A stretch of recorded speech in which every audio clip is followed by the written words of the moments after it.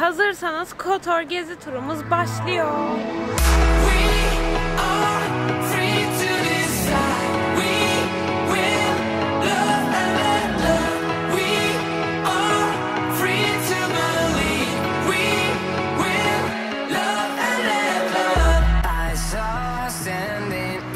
Arkadaşlar şu anda kayboldum. Nereye geldiğimi bilmiyorum. Ama gezerek bulacağız.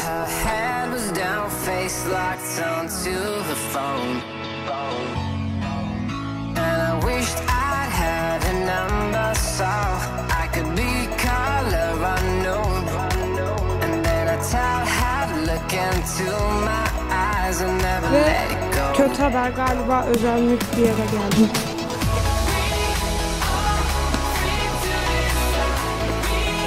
Tamam, buradan geri dönüyoruz.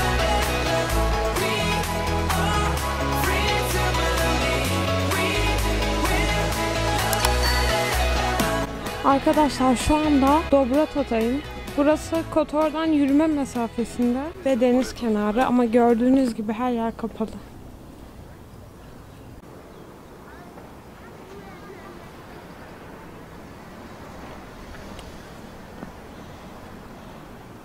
Ama neredeyse bomboş. Bakın, Dobrata'nın kıyısında midyeler var.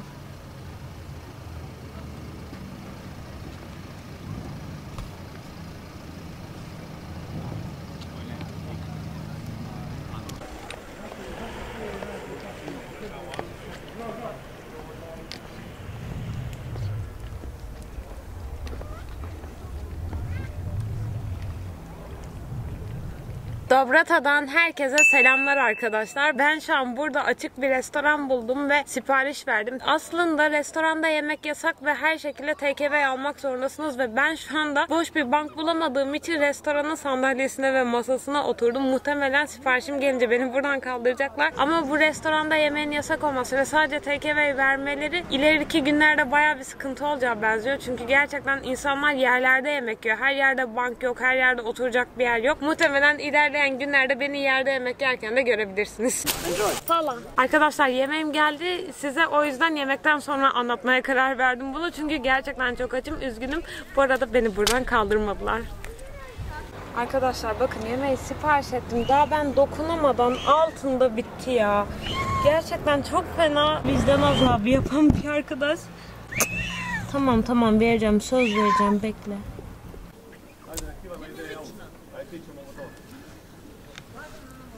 Afiyet olsun. Ve artık bana da afiyet olsun çünkü gerçekten çok açım.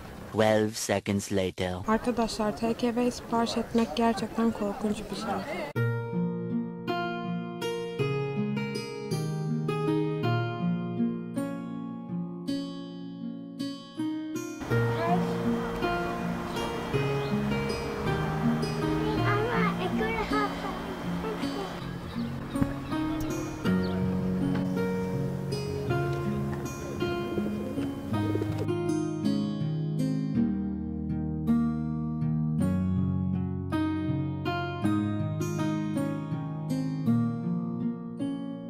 Arkadaşlar şu anda Kotor'un merkezindeyiz ve arkamda Saat Kulesi var. Burası Old Town'a ana kapıdan girer girmez karşınıza çıkacak olan meydan. Arkada Saat Kulesi'ni göreceksiniz. Onun önünde de bir tane üçgen şeklinde bir sütun var. Ben özellikle buraya dikkat çekmek istiyorum. Kotor'da onur çok önemli bir müessese olduğu için ve suç neredeyse hiç işlenmediği için şehri hapishane yapmamışlar. Onun yerine bir utanılacak bir şey yaptığında, bir küsur hata işlediğinde, bir suç işlediğinde tüm halkın önünde bu üçgen şeklindeki utanç sütununa çıkarılır ve tüm insanların önünde utandırılırmış.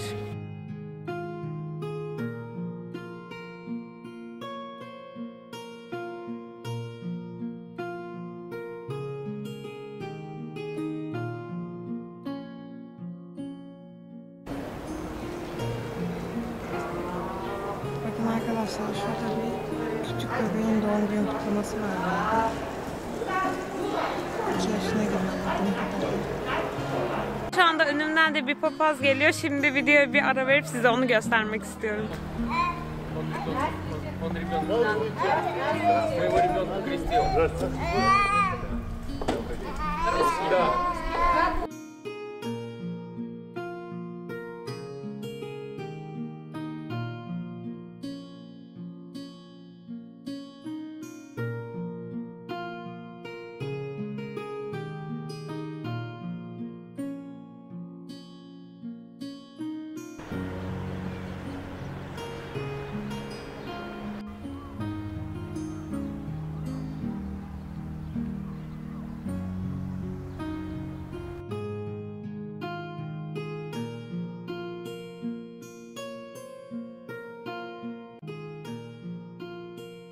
Arkadaşlar bu arada Kotor'la ilgili bilmeniz gereken bir başka şey ise bu güzel eski şehir UNESCO'nun korunması altında.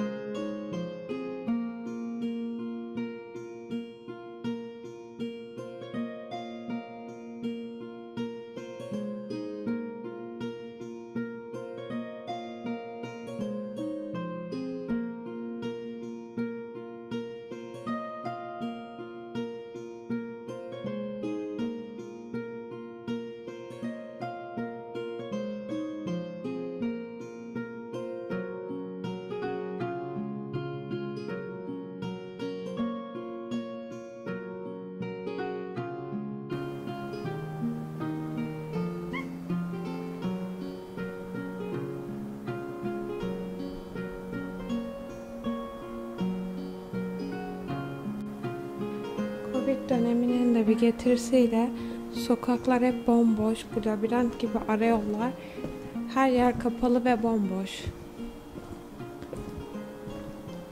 Ve ben bu labirent gibi ara sokaklarda kayboluyorum. Buralarda görüp görebileceğiniz tüm restoranlar kapalı, masaları ve sandalyeleri de bu şekilde ve bazılarında kediler işgal etmiş tabii ki.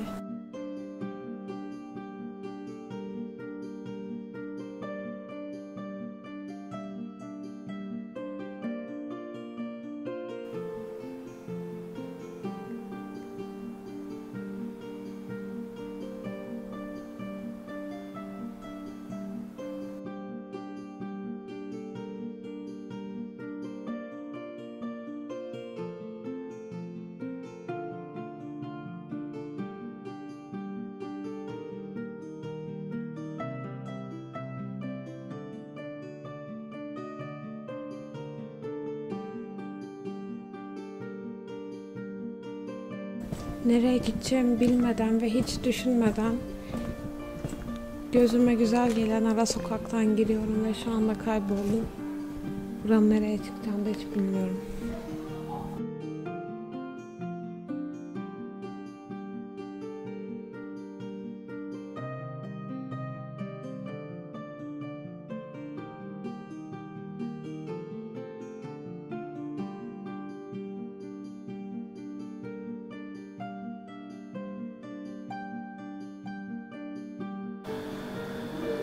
Ve yine kapalı bir restoran.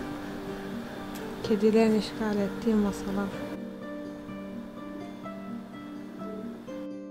Bu karşınızda gördüğünüz ise Deniz Müzesi.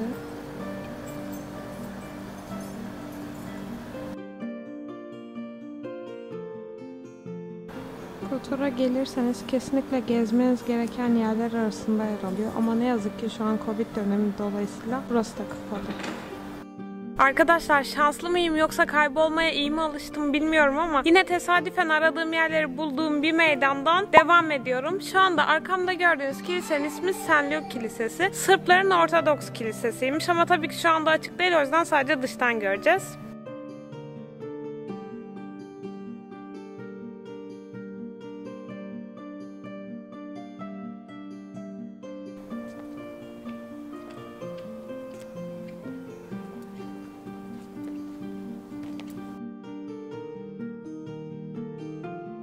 Arkadaşlar St. Luke Kilisesi'nin hemen karşısında yer alan bir başka kilise daha var. Orası da St. Nicholas Kilisesi. Şu anda arkamda duruyor. Orası da burada yaşayan Ortodoksların kilisesiymiş. Tabii Karadağ'da birçok farklı etnik köken bir arada yaşıyor. Hırvatlar, Karadağlılar, Arnavutlar, Sırplar, Boşnaklar hepsi bir arada yaşıyor. Dolayısıyla hepsinin de dinleri birbirinden farklı, mezhepleri de birbirinden farklı. Bu arkamda gördüğünüz kilisesi de Ortodoksların kilisesiymiş. Zaten Karadağ'da ve özellikle Kotor şehrinde Ortodoks nüfus ağırlıklıymış. Ve bu kilisenin şu anda açık olduğunu gördüm. O yüzden şimdi bir de içine girip içinde gezmek istiyorum.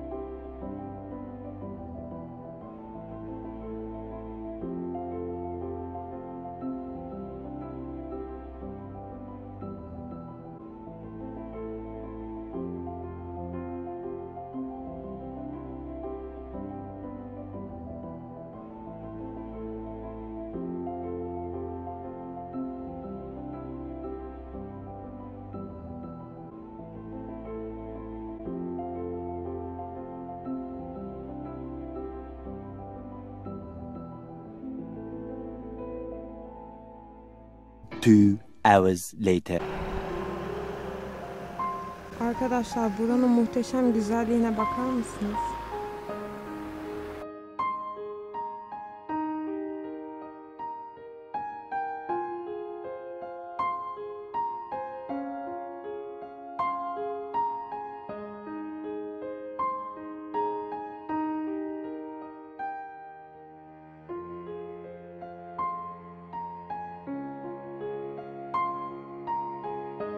Arkadaşlar burası Peras. Kotor'dan yaklaşık 20-25 dakika uzaklıkta şirin bir köy burası.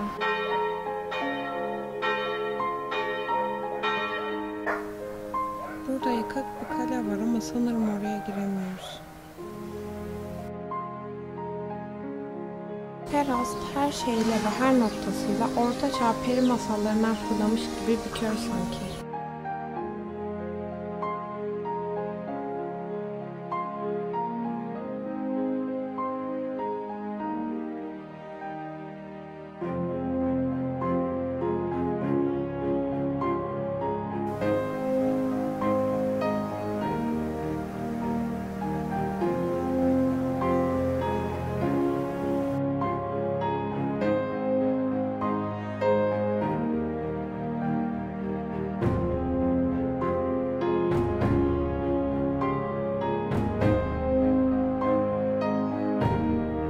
Arkadaşlar bu arada söylemek istediğim bir başka şey ise tıpkı Kotor gibi burası da UNESCO'nun Dünya Mirasları listesinde korunma altında.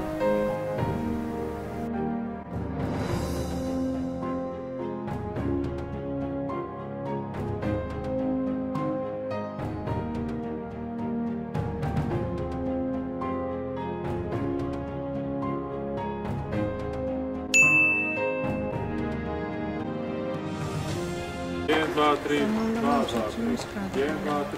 Burada böyle bir şey denk gelmiş. Yoluma dair Idemo 4, 1, 2, 3, 4, 2, 1, 2, 3, Arkadaşlar tam Peras'ın ortasında bir de böyle bir şey görmüş olduk. Bilmiyorum bu dansın adını ama herhalde Karadağ'ın yöresel dansı falandır. O çok değişik görünüyor ya. Gülmemek için kendimi zor tutuyorum.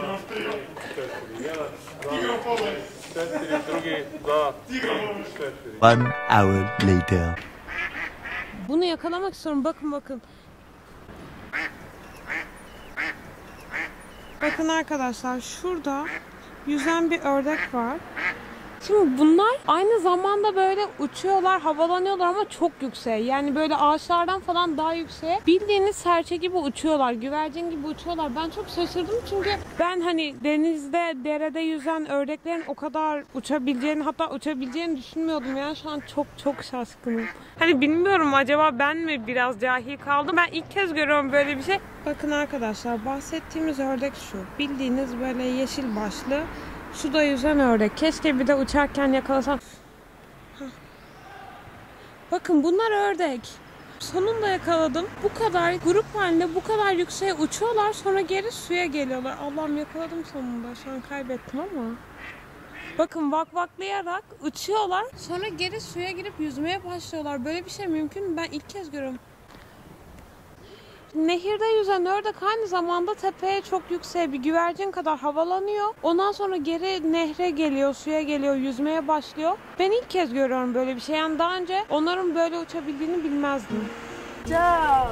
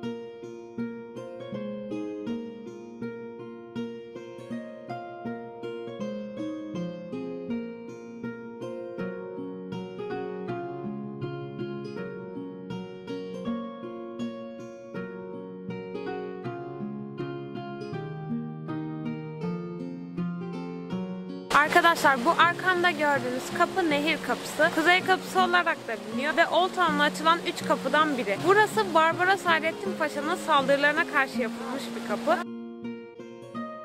Osmanlı Kotor almak için çok uğraşmış. Barbaros Hayrettin Paşa tam 17 kez burayı kuşatmaya gelmiş. Daha önce 2 kez aldıysa da başarılı olamamış, tutunamamış. Ve bu kapı halkın Osmanlı'ya karşı direnişine simgesi haline gelmiş. Osmanlı'ya karşı direnişi bir kenara bırakırsak bence buradaki en güzel kapı bu. Çünkü bu kapı Sukurda Nehri'ne açılıyor ve manzarası muhteşem.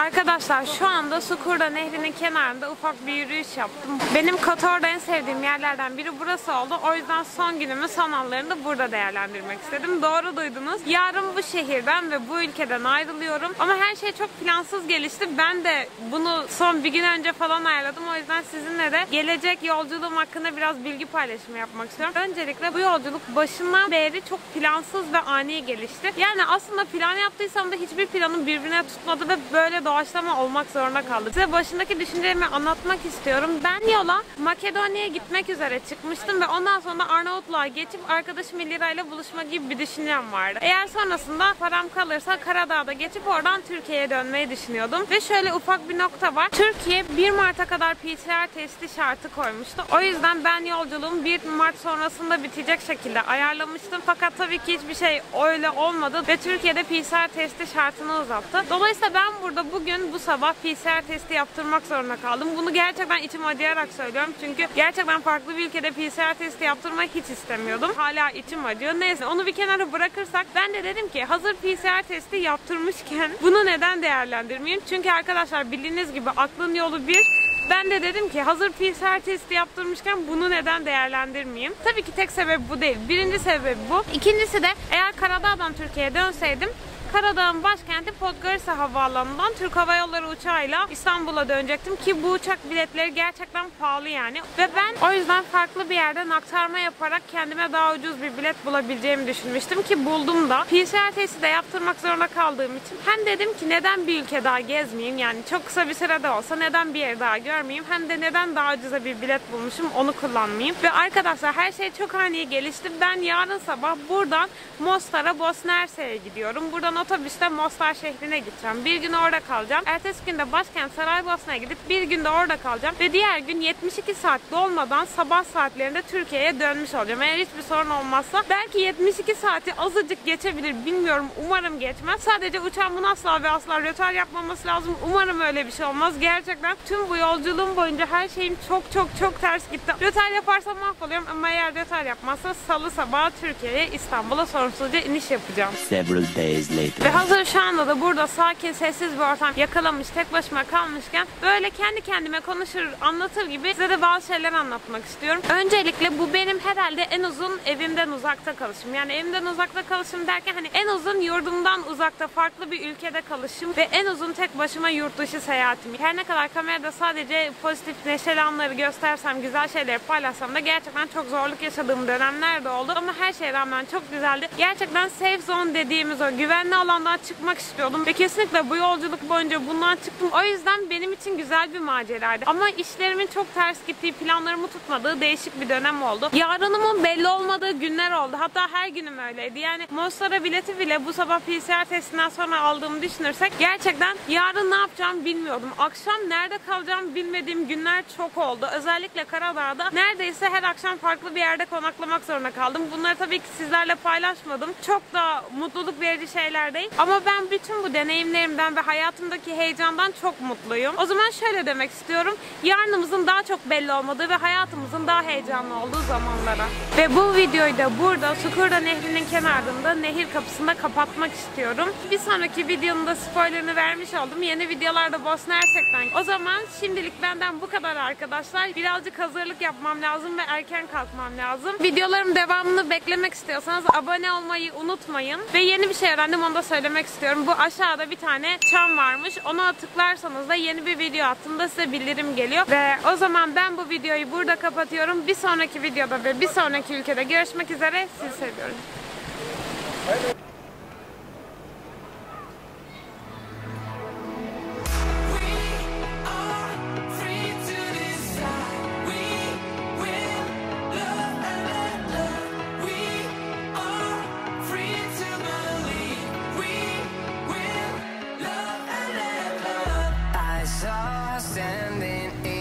Street alone. Her head was down, face locked onto the phone. And I wished I'd had a number so I could be color unknown. And then I tell her to look into my eyes and never let it go.